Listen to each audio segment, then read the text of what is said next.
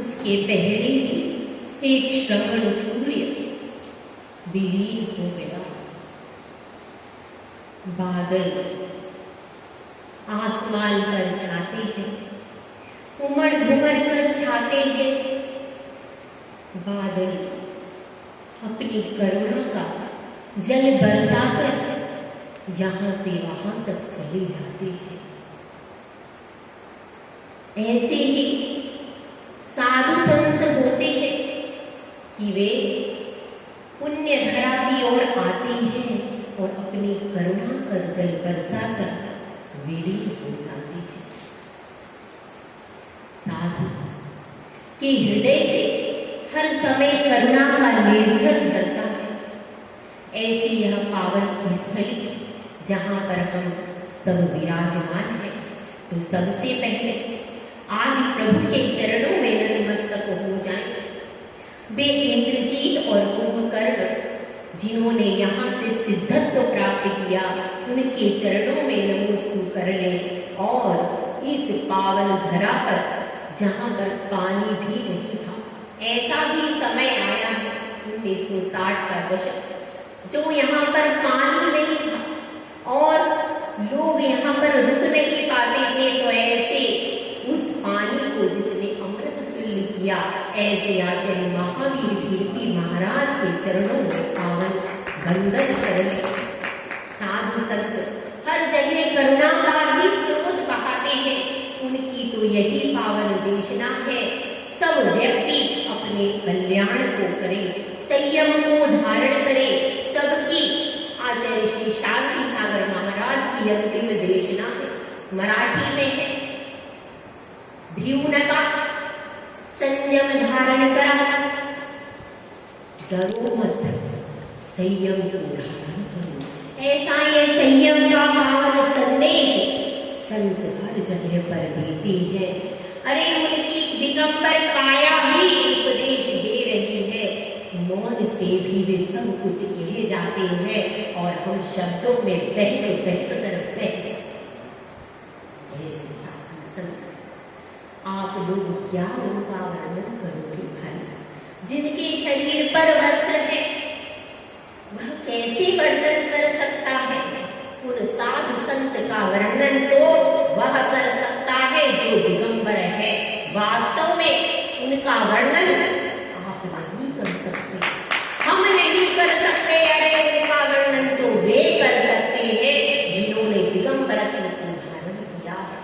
बहुत सारे साधु संतों ने अपना मनोवक्तव्य प्रकट किया, तो वास्तव में तो उन्होंने दिया है उन्हें जिन्होंने दिगंबरत्व की साधना की है। और आज भी इस भारत की पावन धरा पर ऐसे साधु संत जीवित हैं जो कि इस दिगंबरत्व की साधना को पुनर्जीवित कर रहे हैं। वे है उनका प्रतिमान, वे है आज हमारा दिगंबरत्व प्रतिमान कर रहे हैं। तो सर्वप्रथम उनका कि उन्होंने बुंदेलखंड की पावन धरा से रत्न निकालते गए और इतने निकाले कि वह दुगने चौगने होते गए। यह उनका उपकार तुम्हारी बुंदेलखंड की पावन धरा पर संयम के रत्न निकाल करके रख दी। आज भी वह धरा रत्न को उबलती जा रही है, वह धरा खाली नहीं हो रही। ऐसा उनका हाथ लगा, ये बुंदेलखंड की संयम रत्न प्रचुर आ रहे। वो रत्न किस काम के जिससे वह खड़े करते हैं, वह रत्न यहीं के यहीं रह जाते हैं जिनसे आप महल बनाते हो। अरे वो रत्न जो कि जीवंत रत्न, जिन्होंने संयम का सदन स्वयं की देह बना ली, अपने पूरे परिवार को लगा दिया उस संयम की राह पर। उनकी दो बहनें, उनके माता पिता, उनके भाई, सबको लगा दिया और फिर निकल पड़े संयम की राह पर और एक से एक रत्न निकालते गए। कहा कुछ नहीं, किसी ने कहा, यह भी बात हमने सुनी, किसी ने उनसे कहा यह सब देखो मुमुक्षु लोग कहते हैं मुनि नहीं होते, मुनि नहीं बनते, आप क्या कहते हो? उन्होंने कहा मैं कुछ कहता नहीं हूँ, मैं तो ये बन रहे हैं और बना रहा हूँ, बस। बढ़िया बात। वो कहते नहीं थे, उन्होंने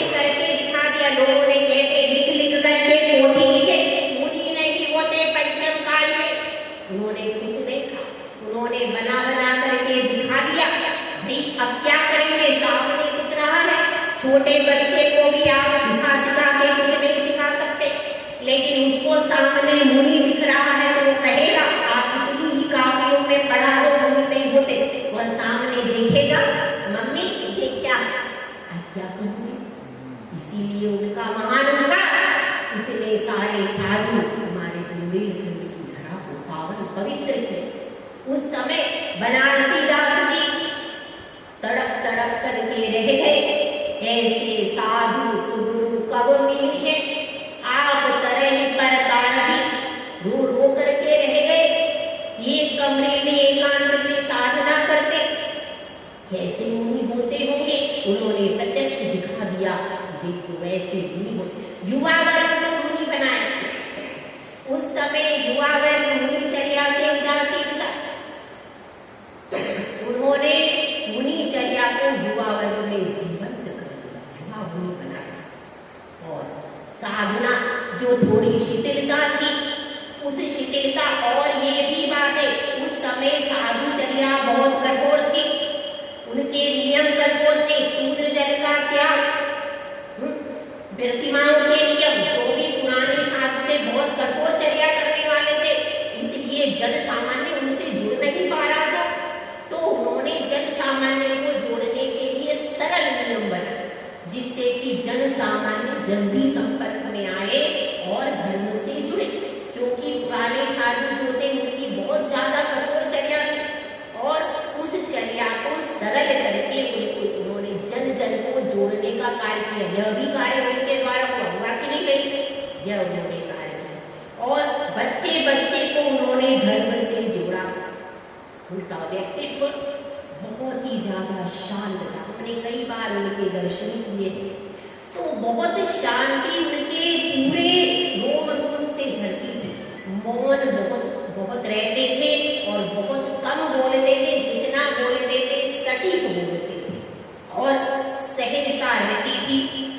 तो ऐसा पावन व्यक्तित्व, उसको कहीं कोई शब्दों से कह नहीं सकते। फिर भी कोशिश कर रहे थे हम, क्योंकि देखिए आपका तो कुछ नहीं गया, वास्तव में गया तो हमारा। जिन आदर्शों पे चल करके हम लोग आगे बढ़े, एक भी साधु कम हो जाए, गिनती तो हमारी कम होगी भाई, तुम्हारी क्या कम होगी बताइए।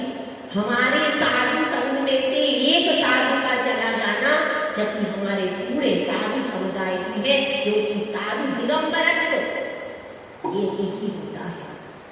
दिगंबरत्व तो 3.9 करोड़ का एक ही जैसा है, कुछ अलग है क्या भाई। वही आदिनाथ का व्यक्तित्व दिगंबर है, वही सब साधु का।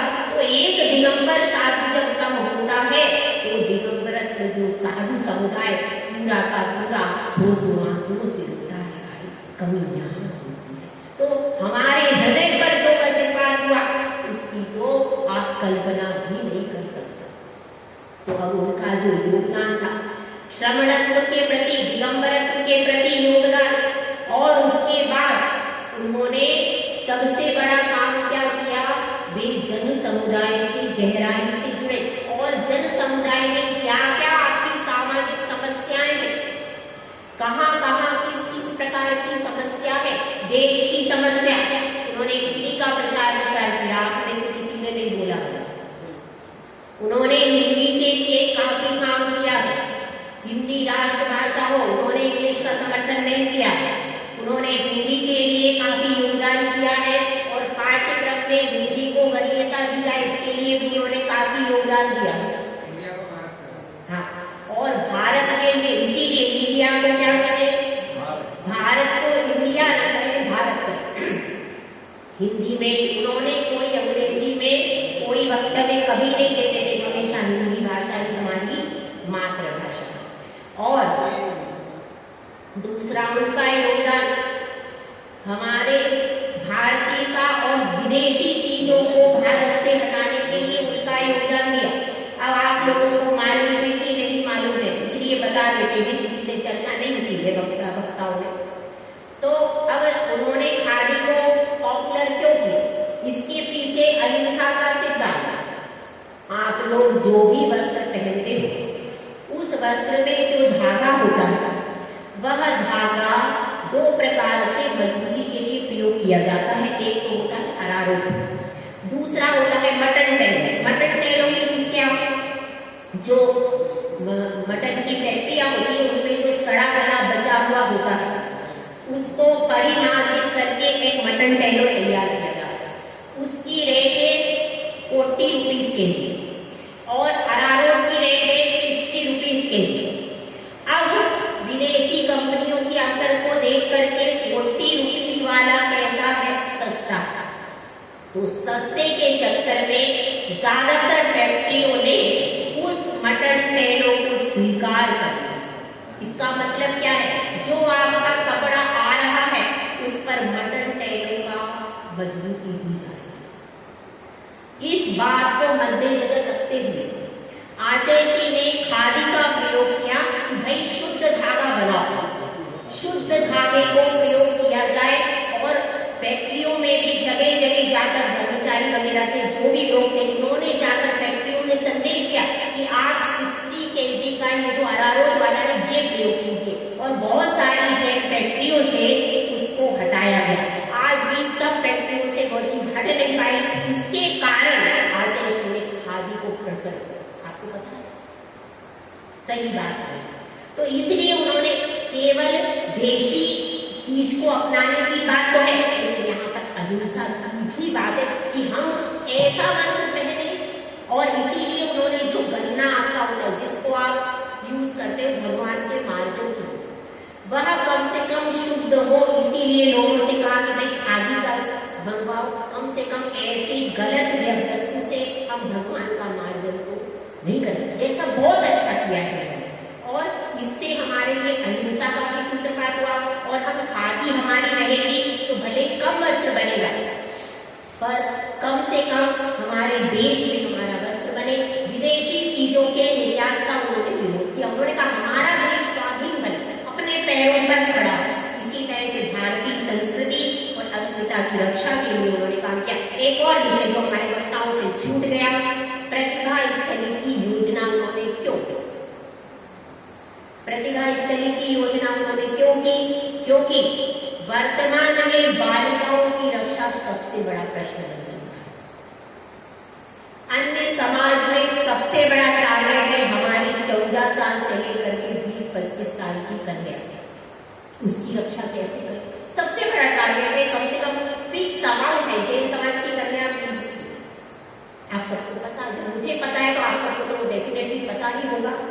फिर भी बहुत बड़े आश्चर्य की बात है कि हम अपनी कन्याओं को बचा आज की डेट में भी नहीं पा रहे। हजारों की कन्याएं आज भी संकट में है क्योंकि हम अपनी कन्याओं को बाहर भेजते जा रहे हैं। आंखें मूंदकर ये नहीं देख रहे कि क्या हो। ठीक है, तो उन सारी समस्याओं को, सामाजिक समस्याओं को, देश की समस्याओं को, हमारे शील रत्न को भी सुरक्षित रखने के लिए आचार्य श्री विद्यासागर जी ने पहल की प्रतिभा स्थली।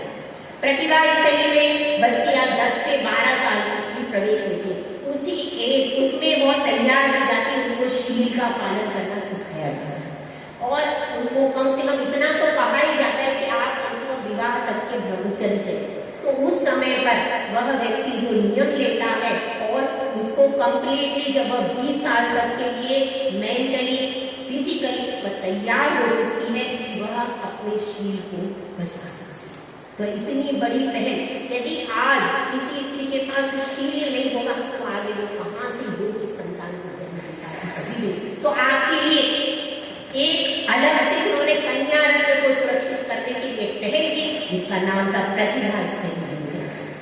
गौ रक्षा के लिए बहुत सारे वक्ताओं ने कह दिया है और बहुत अच्छा उन्होंने वक्तव्य दिया। तो जो विषय छूट रहे उसके अलावा वे उत्सर्ग विजेता भी है। कई बार उनको कई प्रकार की परेशानियां आई है, लेकिन उन सारी परेशानियों के बावजूद वो कभी विचलित नहीं हुए। हमारे आचार्य भरत सागर महाराज है, वो भी उपसर्ग विजेता है, कभी विचलित नहीं हुए किसी भी उपसर्ग में।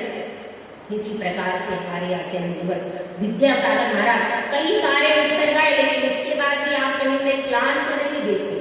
वे अपनी चर्या में जरा सा भी असावधान नहीं हुए, वे अपनी चर्या में बराबर लगे हुए, कभी भी अपनी चर्या से जरा सा भी समझौता उन्होंने अपनी साधना से समझौता उन्होंने नहीं किया। जो उनकी त्याग तपस्या थी वो उत्तरोत्तर बढ़ती गई, कभी नीचे की ओर। एक बार जो त्याग दिया, दूसरी बार कभी जीवन ग्रहण नहीं की।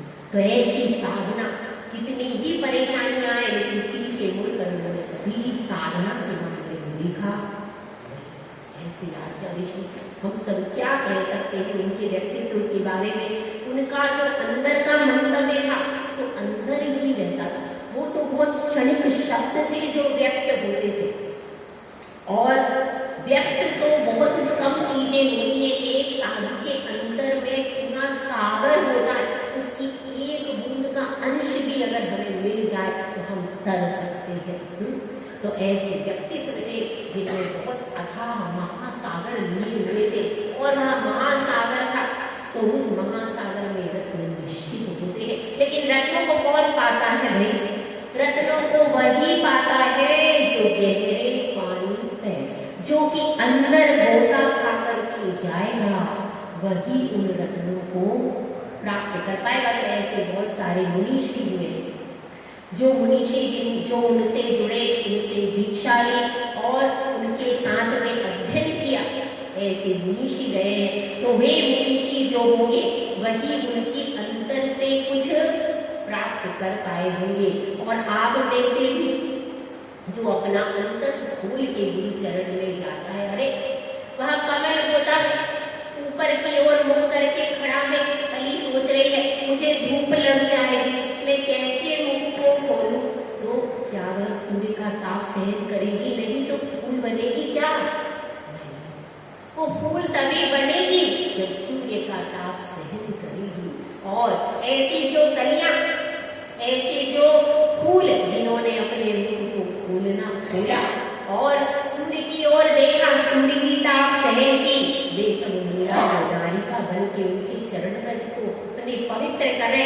ऐसे विराट व्यक्तित्व जिनके बारे में कहीं कुछ कहा नहीं जा सकता है, जिन्होंने सिर्फ सहा ही सहा, कहा कुछ नहीं, सहते रहे और सह करके इतने महान बन गए कि आज आप सब पूरे विश्व में उनकी गौरव गाथा को गाया जा रहा है। तो भाई कहने से कुछ नहीं होगा, कहने से कुछ नहीं होगा, सहने से सब कुछ हो जाता है। जो सहन करता है उसकी गौरव गाथा दुनिया गाती। आज आप इनकी गौरव गाथा क्यों गाते हैं? इन्होंने सहन किया, त्याग किया, तपस्या की, सारी उपसर्गों को समता भाव से सहन किया और उसी प्रकार से पूर्णचर्या को रखते हुए फिर अंत में उपवास पूर्वक समाधि को भी जिया। अरे दो व्यक्ति होते हैं, एक सैनिक होता है और एक होता है साधु। जब सैनिक चलता है सेना पर, सिर पे कफन बांध लेता है, वापस लौट करके आऊंगा कि हम बता रहे। ऐसे ही साधु होता है, वह भी जब दीक्षा लेता है बस समाधि शुरू हो गई, सिर पे कफन बांध लेता है। तो ऐसे ही फिर हमारे विराट व्यक्तित्व, तभी से उनकी समाधि चुपचाप चल रही थी। भाई तुम नहीं जानते, साधु की समाधि तभी से चुपचाप चल रही थी, डिक्लेरेशन की कोई बात ही नहीं है इसमें। उनकी तो अंदर अंदर सब कुछ तैयारी तभी से थी, उन्होंने पहले से ही सब कुछ त्याग तपस्या चालू की थी। नहीं, सब त्याग तपस्या चालू ही थी। उनका सामायिक वगैरह पूरा क्रिया वैसे की वैसी चालू थी। तो उनके चरणों में कोटिश नमन है। और बहुत हमारी तरफ से यही भावनाएं हैं कि आप जहाँ पर भी उत्तम गति में पहुंचे हैं, साधना करके बहुत जल्दी शिव पद के अधिगामी बने। और दो लाइन बोल करके मैं अपनी बात को विराम दूंगी। शैले शैले न माणिक्यम मुक्तिकम न गजे गजे, साधु नहीं सर्वत्र चंदनम न बने। एक दीपक जल उठा तूफान के आने के बाद, एक दीपक जल उठा तूफान के आने के बाद, उसने कांटे छुए हुए फूलों को खिलाने के बाद। कितने सारे श्रावकों के आंसू पूछे हैं, उसने कांटे छुए फूलों खिलाने के बाद खुद चला, लेकर चला जो दूसरों को साथ में, खुद भी चले और दूसरों को भी अपने संयम के मार्ग पर लगाए। खुद चला, लेकर चला जो दूसरों को साथ में, उसने शिव पद पा लिया, कर्मों को नशाने के बाद उसने शिव पद पा लिया, कर्मों को नशाने के बाद। जय बोला जय सुंदर।